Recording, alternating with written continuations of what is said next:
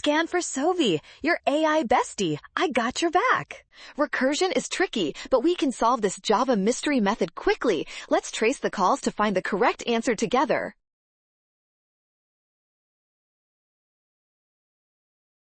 First, notice that this method searches for the character A within the string. If it finds one, it adds 1 to the result and then calls itself recursively with the remainder. This substring method starts right after the first A found. This means the code effectively counts every single occurrence of the letter A until no more are left in the string. In aardvark, there are 3 letter A characters, therefore the method returns 3, making option B the winner. You nailed this logic. Well done! Scan the code to learn better with Sovi. Avoid rushing, trust the given code, and check your steps carefully.